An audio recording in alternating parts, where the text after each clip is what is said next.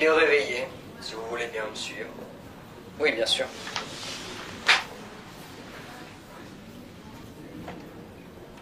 Il réagit plutôt lentement aux mots.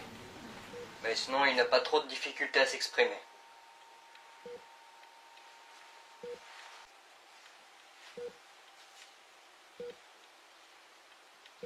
La fatigue ne lui permet pas d'ouvrir en grand les paupières. Si vous l'y aidez, il pourra vous voir, mais veillez à avoir les mains bien propres. Je ne prendrai pas le risque. Alors allez-y. Vous avez 20 minutes. Si vous constatez le moindre problème, je serai dans la pièce juste au fond à droite du couloir. Je vous laisse. Yann, Lièvre, on a été attaqué. On a été attaqué par l'homme de main d'Hanzer.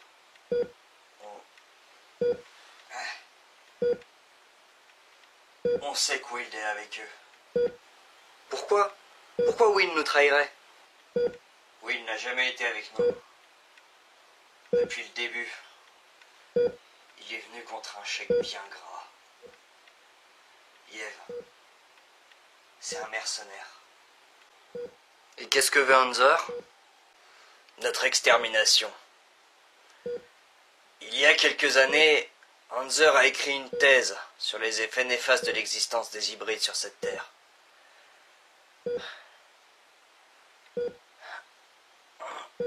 La prochaine cible, c'est Nikolai. Tu dois le protéger. Nikolai a quitté la maison pour retrouver Wild. Je ne sais pas ce qu'il lui a fait croire, mais je suis incapable de rectifier le tir. Tu dois te bouger. Tuer des hybrides n'est pas condamnable. Hanzer peut mener sa purge comme il le souhaite. Mais depuis que Tony a créé son sérum, les hybrides vont avoir un statut, un droit d'exister. Lorsque la loi sera passée, Hanzer sera punissable. Pour lui, son but, c'est de tuer Nikolai avant le passage de la loi. Dans 3 jours. Je vais faire ce qu'il faut. Attends. Il y a autre chose. Quelqu'un d'autre. Qui est arrivé après. Je t'écoute. Un de tes amis a survécu à l'attaque. Suite à cela, il nous a montré une vidéo et tu parlais tout seul. On a trouvé ça étrange. J'étais pas seul. Il m'a sauvé la vie, je crois. Il voulait des informations sur Lucian. Il le cherchait et... Je crois qu'il viendra te voir. Quand tu seras seul. Je ne suis pas fou. Il avait des yeux de démon. C'était un démon. Tu penses qu'il y aura un lien avec l'enfant? Le bébé que t'as lâchement abandonné? Oui, peut-être bien. Mais c'était il y a à peine un peu plus d'1 an, ça n'a pas de sens. L'humanité ne sait rien de concret sur les démons. Sur leur croissance, leur pouvoir. Peut-être que tu as du souci à te faire.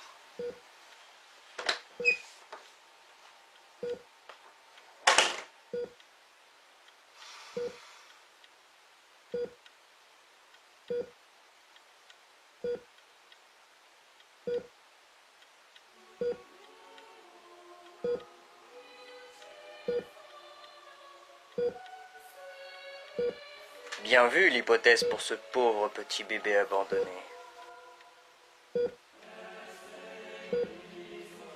Tu as bien rempli le rôle auquel je t'avais destiné. Pourquoi ne lui as-tu pas parlé?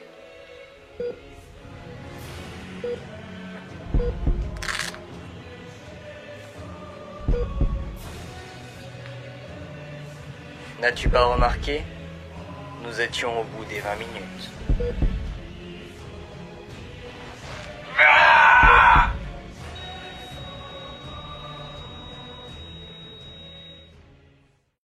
Habitants de la toile, bonjour. Ça faisait longtemps. Aujourd'hui, un épisode quelque peu spécial puisque son début est un peu... inhabituel. Si nous devions dresser un top 10 des choses que vous ignorez sur HDT, il y en a une notamment qui ne cesse de faire obstacle à des sujets que je souhaiterais aborder. Tout simplement parce que c'est une expérience qui lui a fait voir la vie autrement. À ce jour, vous devriez compter un épisode d'HDT de plus. C'était en juillet, lorsque j'allais sur mes 18 ans. Notons qu'il en a 21 présentement. J'ai travaillé dans un EHPAD, une espèce de maison de retraite. Un hôpital déguisé en maison de retraite. Et j'avais fait un épisode dessus. Entre le rythme insoutenable qui est imposé et la déshumanisation, une minorité d'agents planqués qui profitent de l'impuissance des patients pour se comporter comme des chiens. Et le respect que je portais aux patients, bien qu'aucun nom n'ait été cité, finalement, j'ai refusé de le publier. Encore aujourd'hui, je ne saurais vous dire si j'ai eu raison ou tort. Mais ça a laissé une marque au fer rouge qui l'a poussé à réfléchir autrement. Et donc aujourd'hui, nous n'allons pas refaire cet épisode. Nous allons seulement nous pencher sur l'un de ces aspects. Qui a mis, dirons-nous, un grand coup de pied dans la fourmilière. Aujourd'hui, nous allons parler des regrets. Ambiance. On y va. Qu'est-ce qu'on peut bien regretter quand on peut se retrouver marié à cette nuit qui dévoile déjà le début de son crépuscule? Bien étrangement, celui qui revient le plus, c'est celui d'avoir trop travaillé.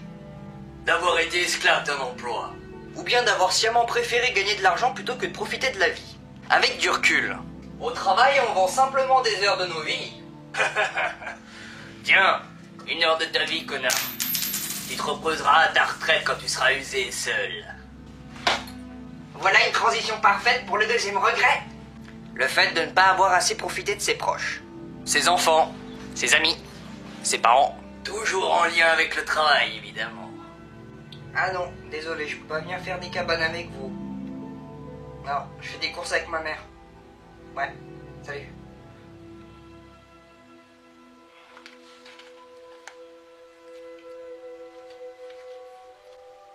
Ah non mon vieux, moi je sors pas en ville pour rien faire. Là je fais mes devoirs pour le brevet, le bac, les partiels. Bah tu sais, on aura le temps quand j'aurai mes diplômes, hein. Ouais. Ah non, tu sais, franchement j'aurais aimé, mais enfin là j'enchaîne les entretiens d'embauche, clairement j'ai pas le temps quoi. Écoute, j'ai pas de sous, je suis crevé et j'ai pas le temps. Allez, salut.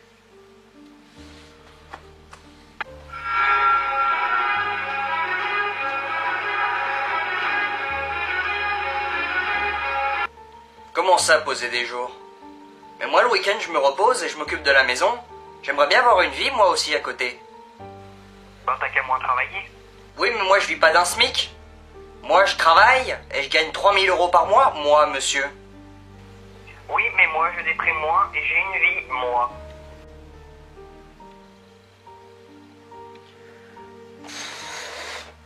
Alors? Comment va ton argent? Il te console bien? Tout ce que t'as amassé depuis toutes ces années. J'avoue, c'est impressionnant.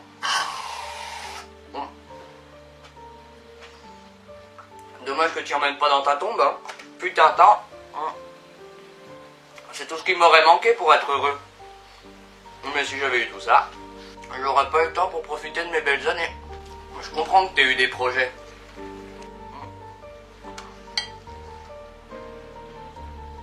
Mais de toute évidence, t'as pas su faire la part des choses. Et qu'est-ce que t'aurais voulu que je fasse? Qu'est-ce que je peux faire? Beaucoup de choses. Tu tiens encore debout, que je sache. Ouais, je vois où tu veux en venir.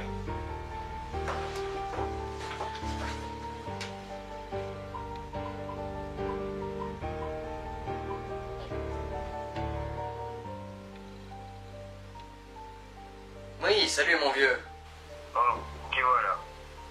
Je m'attendais pas à ce que tu rappelles un jour. Ça te sonne quoi? Bah, je voulais seulement te proposer d'aller à un bar avec tes potes. Je peux ma tournée, ça fait un moment. Rien que ça. Écoute, ça va être compliqué. J'ai pas une pêche d'enfer en ce moment. Mais si tu veux passer à la maison, t'hésites pas. Qu'est-ce qui t'arrive? La santé, tu sais, on se fait vieux quoi. Allez, salut.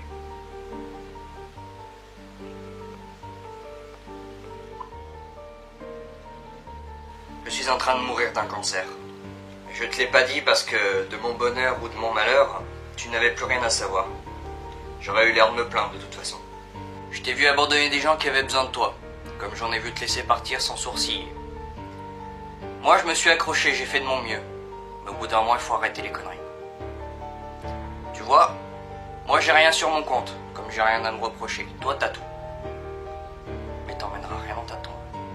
Mais tu sais quoi? Je vais te donner quelque chose de spécial. Tes heures de vie valaient beaucoup plus que ce qu'on t'a donné. Tu vois, les relations sociales, c'est l'essence de la vie. Ça te permet d'exister, d'être vivant. Et ça, aucune pompe à essence ne t'en vend. Et tu vois, ça, c'est le fond de réservoir quand le moteur n'a pas tourné. Et étrangement, c'est les caisses avec la plus belle carrosserie.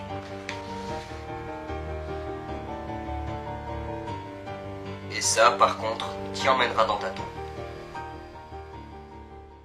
En troisième position, il y a le fait d'avoir toujours remis ses projets à plus tard. Par manque de temps ou d'argent.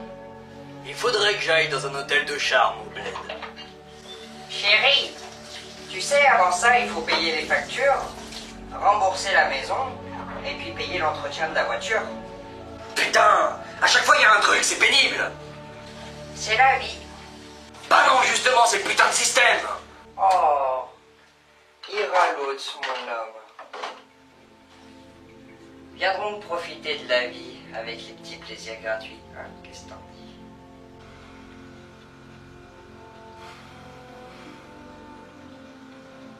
Grave. Fais gaffe à toi, hein. Bah pourquoi? Eh ben pourquoi t'es devenu agent de sécurité à la base, rappelle-moi.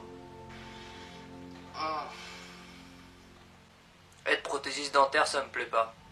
J'ai toujours rêvé d'être militaire, mais comme le physique suit pas, ben... je crois que je vais faire agent de sécurité. Y a pas de concours et puis la formation est pas chère.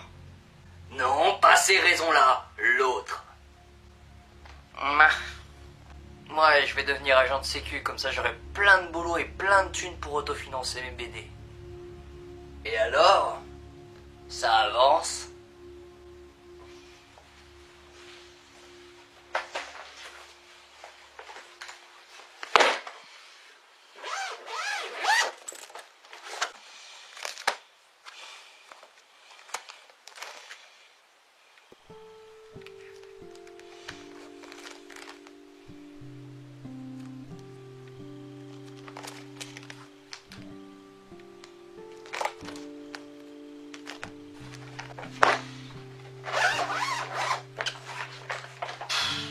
Mais alors pas du tout.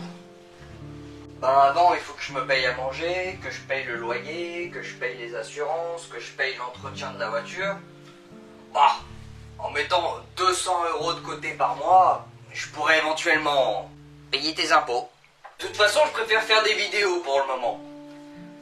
Donc il va falloir se concentrer sur une caméra, du bon son, des lumières. Ouais. Tu pourras juste payer tes impôts. Et ça fait combien dans l'ensemble tout ça? Très concrètement, autant que faire publier une BD. Mais bon, sur le long terme, ça vaut quand même plus le coup. Enfin, le fait de finir seul est quasi inévitable, hormis si la nature vous épargne la santé. À ce moment-là, vous pourrez mourir entouré de vos proches. Mais, nul n'échappe au regret face au nombre d'années qu'il lui reste.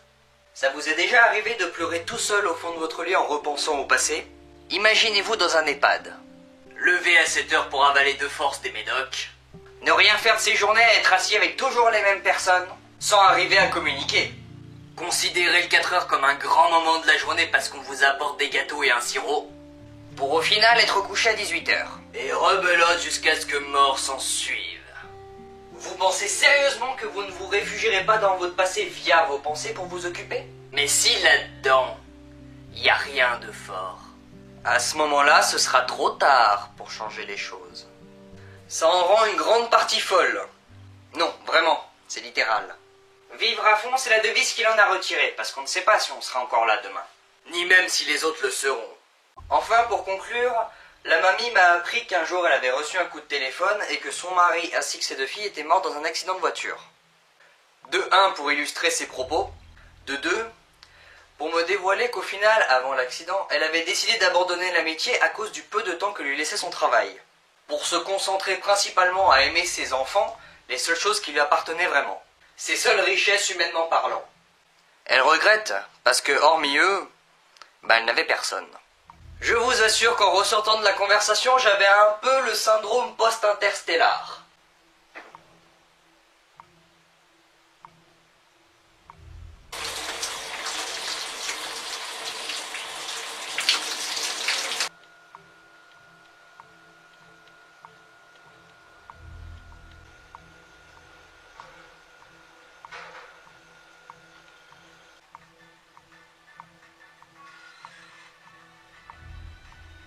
T'essaierais pas de leur inculquer la peur de la mort, là? Non, du tout. La mort est un fait, ça arrivera. Et on est incapable de la remanier à notre guise. Mais notre vie, c'est une infinité de possibilités. Pour conclure, le travail, les rêves et les amis, ce sont des carburants pour vivre. Sur les moteurs financiers et moraux. Mais l'homme n'est pas né pour travailler. Par contre, les relations sociales, bien que certains ne soient pas doués, ont toujours été innées. Sans cela, notre espèce ne serait pas devenue si développée. Il faut doser les deux avec équilibre afin de pouvoir avancer. Si vous ne travaillez pas, vous ne pourrez pas vivre dans notre monde actuel. Et moralement, c'est fatal. Et si vous ne faites que travailler par amour de l'argent ou par besoin, au service d'une société qui se déprave et vous use, réfléchissez. Si on vous retire tout ça, à part vos organes, qu'est-ce qui vous différencie d'une machine?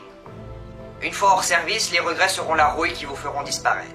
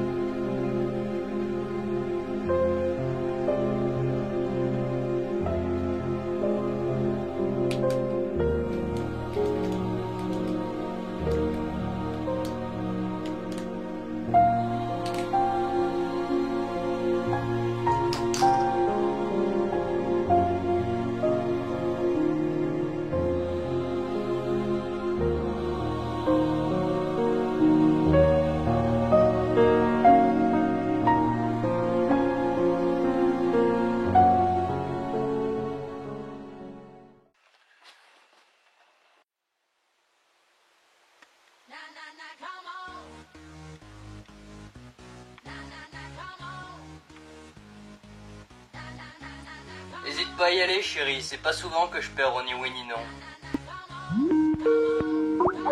Ah, on appelle. Oui. Bah, c'est rapide. Ilya Viktorovitch, c'est bien vous?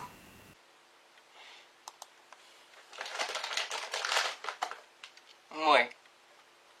Mais je le crains. Vous avez pas bonne mine. Je ne suis pas d'humeur à rire. Qui je suis n'a aucune importance. De toute façon, je serai bientôt mort. Je vous appelle pour vous informer. Nous avons été attaqués par notre ennemi commun, Will Kastorich. Une attaque? Qu'est-ce qu'il voulait? Et comment va Monsieur Panier? Vous avez pas pu l'arrêter? Je suis un agent du Pistolero. Il n'est pas venu tout seul. Il y avait une vingtaine d'hybrides, tous armés jusqu'aux dents lorsqu'ils nous sont tombés dessus. Tout s'est passé très vite. On était 5 cow-boys en bas, lorsque les fenêtres ont explosé et qu'ils sont entrés dans la maison. Le plus jeune d'entre nous, mon frère, a été tué en premier. On s'est défendu comme des lions et 15 de nos ennemis sont effondrés. Pendant la fusillade, Tony a emmené mon frère à l'étage, en catastrophe, pour le protéger et appeler du renfort. Après un court instant, j'ai entendu les cris de Tony et les coups de feu, puis sans bruit. Lorsque je me suis réveillé, les mouches avaient pris place dans la maison. Les 3 autres corbeaux étaient morts. Je suis allé à l'étage. Mon jeune frère avait été achevé comme un chien et 4 corps d'hybrides étaient là. Il y avait du sang partout. Une vraie boucherie. Il n'y avait aucune trace de Wild, ni de mon chef. Une traînée de sang a attiré mon attention. Je l'ai suivi jusqu'à l'extérieur. Et au bout de cette ligne, il y avait un corps sans vie. Le corps de Tony Panier.